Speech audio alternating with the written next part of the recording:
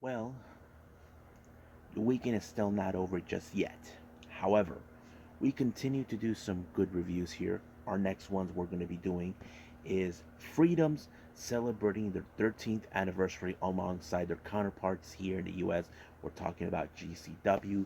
That's going to be one hell of an event to see. But also, we got Joshi Pro Wrestling's latest event.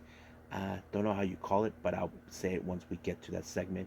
And of course, we got New Japan Strong with Autumn Attack with two title matches. The Strong Openweight Tag Team titles will be put on the line between Aussie Open versus their challengers, members of the Team Filthy, Danny Lamlett and JR Kratos. And of course, Fred Rosser, our Strong Openweight champion, will be defending his title against Dirty Daddy, Chris Dickinson. But also, we got some news updates. Two, in fact, I definitely want to talk about. It appears that Triple H made a deal with a very interesting streaming service that I'm going to save a little later. But also, the Unagi Watch. Once again, I got some great, fascinating news. What's been going on with Waka recently? As you know, she has appeared at World Women Pro Wrestling Diana to appear in an 8-person tag match. Some things have happened there, but not the bad way, but the good kind. Something I feel we need to talk about and share about. But also, I think that's pretty much it what we got. But let's get started with another episode of Deleted Wrestle Zone.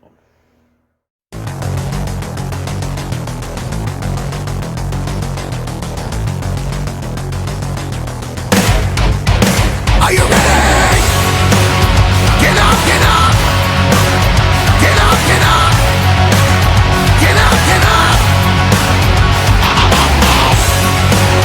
Get up, get up! Get up, get up! Get up, get up!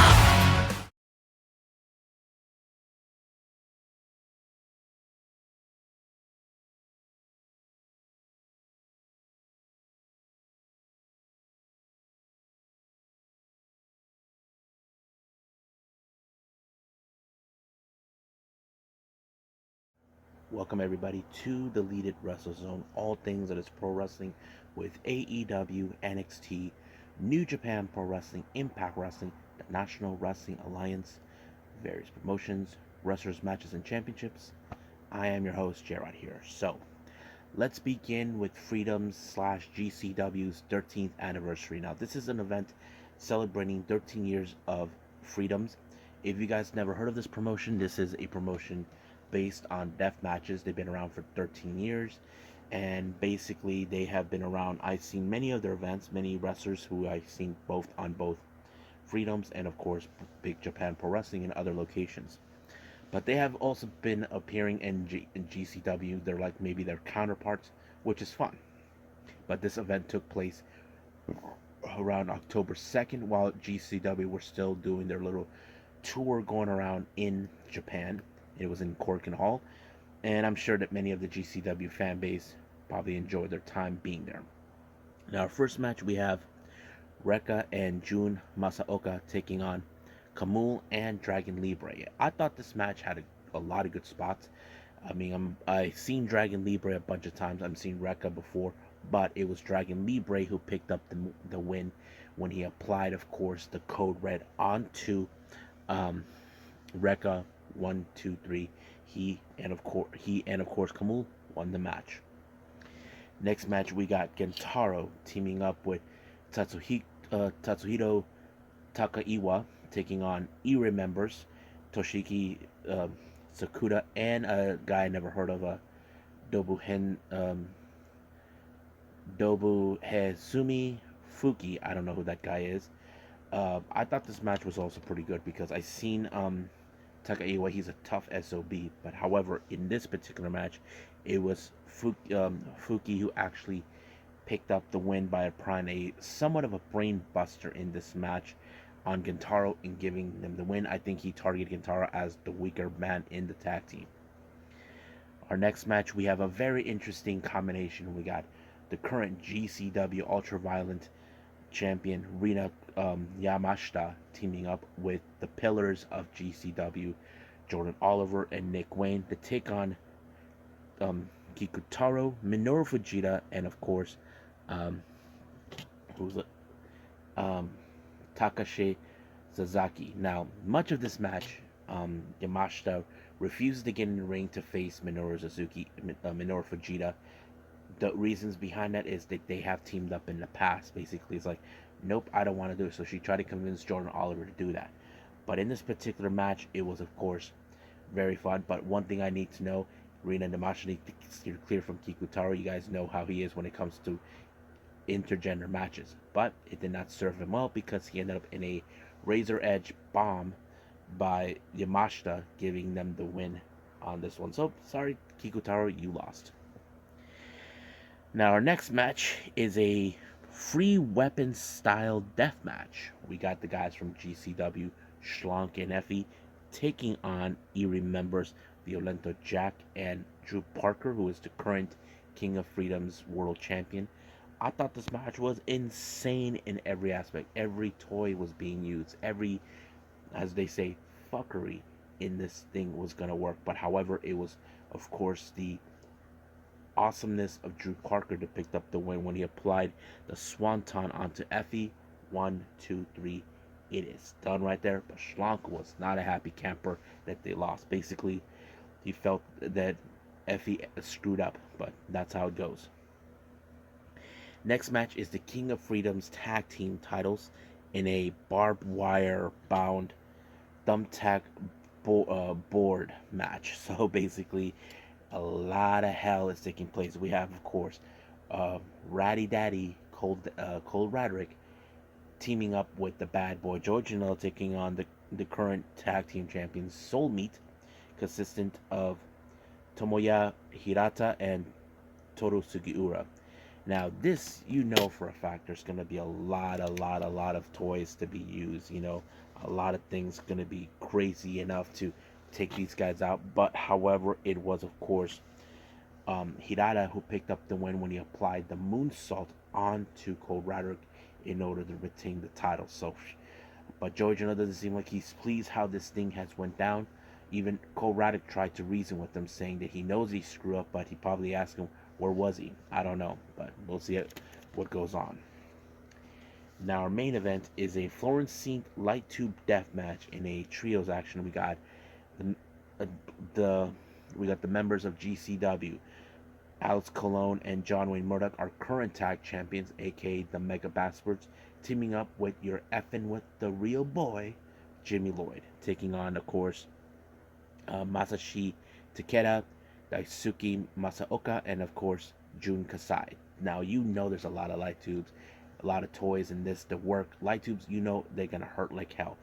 But in this particular case, it was of course Takeda who picked up the win. On to Alex Colon. This was the last thing that anybody anticipated for Takeda to defeat on Colon. But however, this is Freedom's turf. It looks like they took the main event and made it happen, giving them the victory. So I thought it was a pretty good event. I enjoyed it. It's been a while since I've seen Freedoms, but I loved it. So I think let's move on with, of course, Tokyo Joshi Pro Wrestling.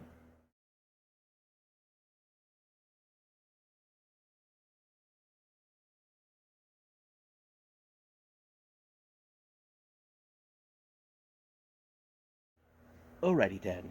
So we got Tokyo Joshi Pro Wrestling with their latest recent event that took place. Um, this one took place on the 14th. Today's the 15th, to be honest. This one is called the Yume Pro Wrestling Dream on the Ring. I think this was in Shinjuku FACE arena. So I think that's pretty much it. So anyway, it started up with Kaya Toribami taking on Naoki Kuda. I thought it was a very good opener. Naoki Kuda, as I mentioned a few times, she has improved a lot. She has been more and more aggressive. But however, she did pull off that one type of like an SPF F5 move, but with the cutter. I don't know what they call that, but that sealed the deal for her on Toribami to win the match. Next up, we got Mahito Kiru versus Raku versus Hyper Misao. However, we all know what Hyper Misao is all about. She likes to play little mind games to win her matches. However, she tried to convince Raku, hey, let's go beat up Mahiro Kiru. Well, Raku agreed, but later, oops, she just tripped her. Raku's not going to play that game. So basically, she knew that Hyper Misao was up to something. So basically, they decided to try to team up, but it didn't seem to work in any possible. Now, Hyper Misao, she likes to cheat. But however, the one thing that took away is the referee did not see what happened. Once again, Piper Misao used the cold spray onto her opponent's eyes in order for her to pick up the win onto Kiru, and it gave her the win. Now, our next three matches, let's talk a little bit about this. Recently, they have recruited three girls who were models, and they were trying to train them into wrestling. Now, this is not from the previous news where I talked about the two 14-year-olds. This is something else. So these three girls, originally there were four, but I don't know about the fourth one, if she left or whatever. So anyway, these three girls made their debut, and they are facing each one of the most popular wrestlers and the most um, former champions in Tokyo Pro. Our first match for that, we have Risako. I don't know much about her, but she takes on Rika Tatsumi. Now Rika Tatsumi, what she's capable of. She's very dominant in her way, not to mention a little playful. But it was the Dragon Sleeper, as you know, that allowed her to win the match. I thought it was pretty good. Um, Risako, I'm sure she'll get better at it, but she faced one of the most dominating women's in Tokyo Pro. Next up, we have Himari Manaka taking on the ace of Tokyo Pro Wrestling, Miyu Yamashita. Now, you probably guessed this is one of the most interesting matches, but however, I can skip exactly how it ended. It ended with a roundhouse kick into the head and knocked her out cold, and 2, 3. Good night. Just like that. Trust me. I don't need to go through more of the details. And then finally, we have Wakana Uhira taking on the big kaiju, Shoko Nakajima.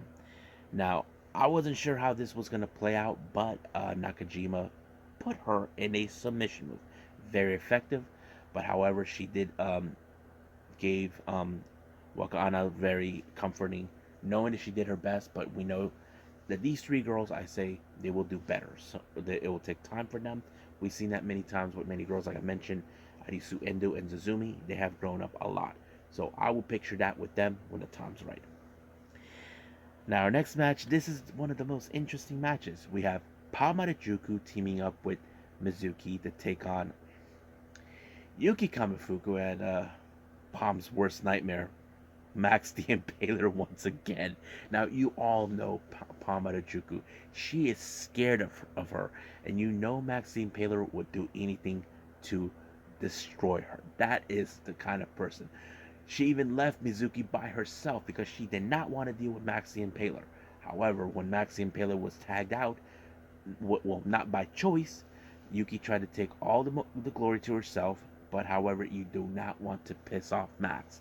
She doesn't care about the intention. All she cares about is destroy and win.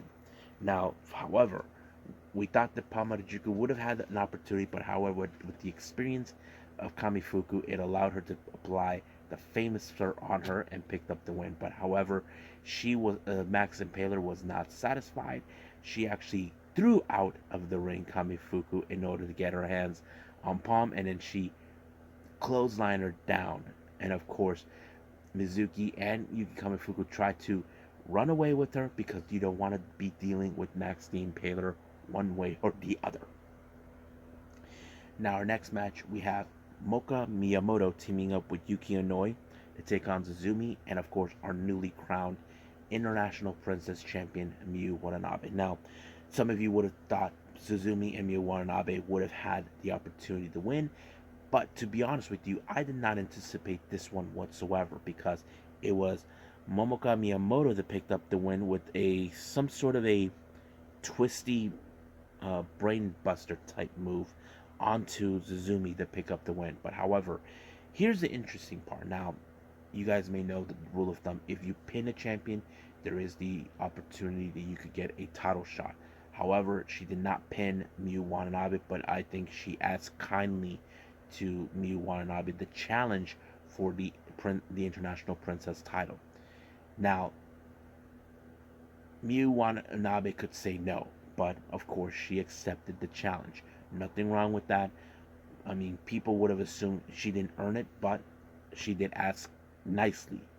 I mean, that's I think a key thing about Mocha. She wants to ask nicely for a shot, and I don't blame her for that. But that's how it rolls. Now, our main event, we have trios action. We have Arisu Endo teaming up with Ikari Noah, and of course, all the way from the UK, Rhea O'Reilly to take on Aruna Neko, Maki Ito, and Yuka Sakazaki. Now, much of this match, of course, Rhea O'Reilly got into the face of Maki Ito. We all love Maki Ito, what she can do, but you don't want to piss her off. But it was Yuka Sakazaki who picked up the win by doing the little twisty thing onto Arisu Endo, and she picked up the win. So I thought it was a good match, some good matches. It's great to see the three new girls who've been in three models who now are in training, got everything done. But they, of course, we expected them to lose. There's nothing wrong with that. But we know they'll grow instinctively, so we can't wait to see more of them. So we'll see what happens then. I think it's about it with Joshi Pro. Let's move on with New Japan Strong.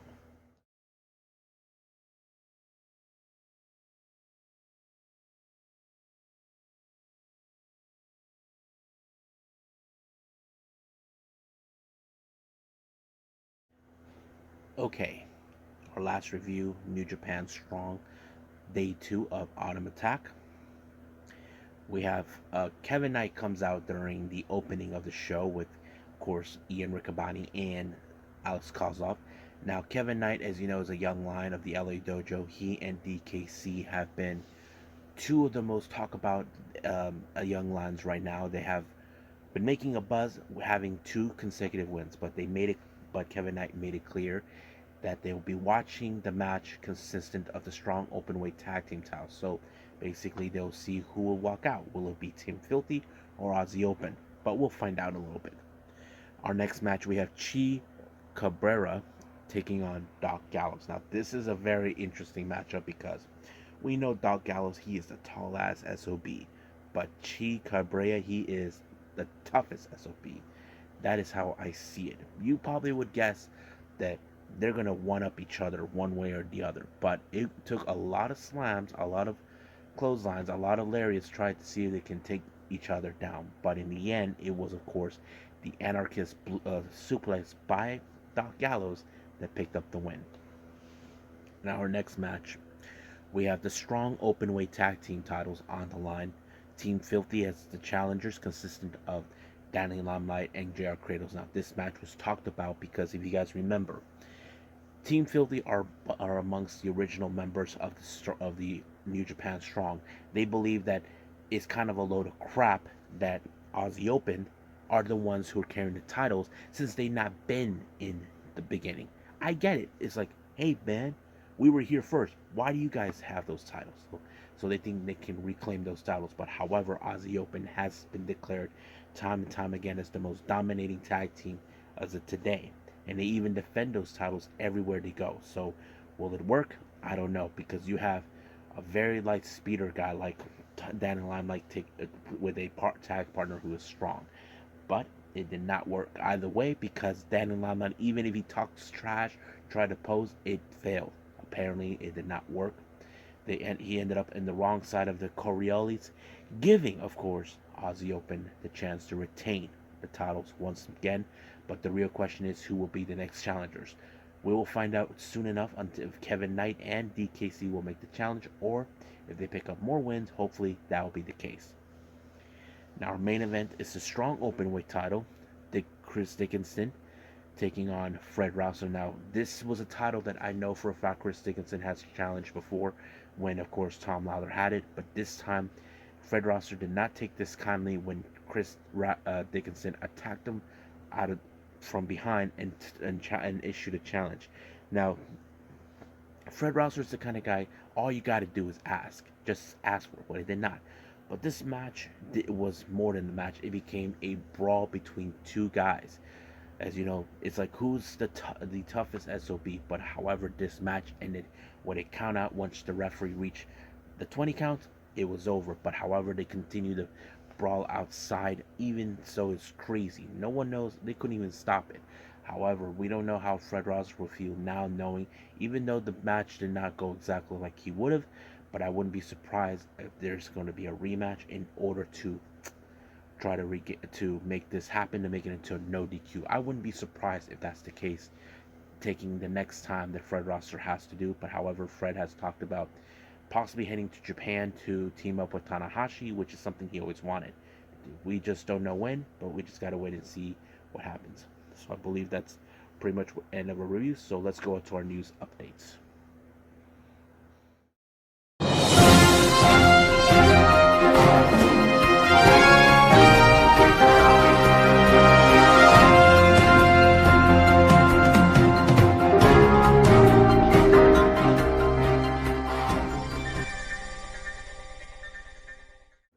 We only got 2 news updates for the time being since I did another one earlier, so let's talk about them. If you guys have been aware recently with AAA Lucha Libre, they have this thing called Marvel Lucha Libre. Basically, they have wrestlers dressed up as characters like Spider-Man, Captain America, Iron Man, you know, the superheroes and the villains. So that's something they've been doing a lot with that.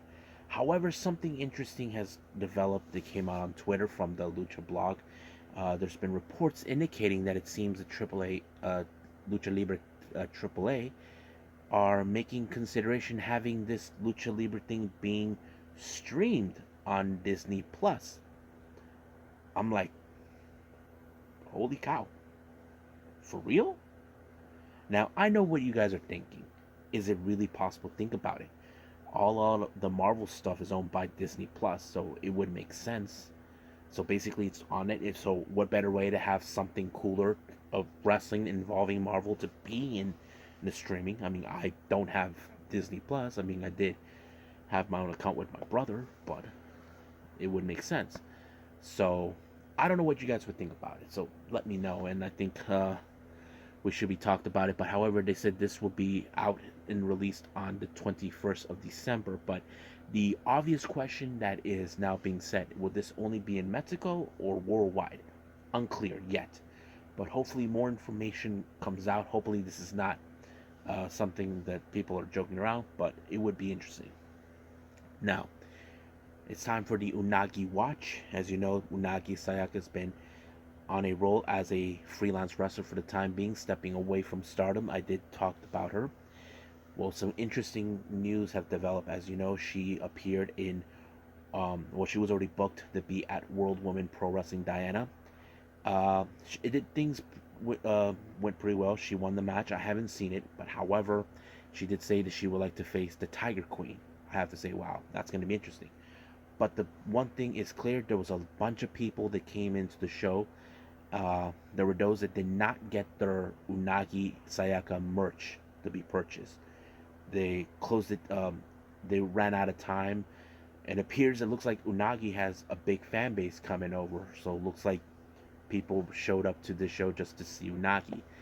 I think she has been getting a good reception ever since walking into the freelancing world, only temporarily. But we'll see where it takes her, because I know that I mentioned this earlier. She made an appearance at Marvelous. She got in the face of certain wrestlers, and don't know when she'll be appearing at Marvelous. I'm sure we will see that soon. And like I said, I wouldn't be surprised if she shows up at Gambari Pro. Haven't heard anything if she'll be making appearances in Gambari Pro. I mean, at Pro Wrestling Wave or Sendai Girls or wherever there's. Oh yeah, or Seedling. We don't know for sure if that's the case. So I'll keep a prize on that too. So I think that's pretty much it. I believe it's time to call it a day. Well, I hope everybody enjoys this episode.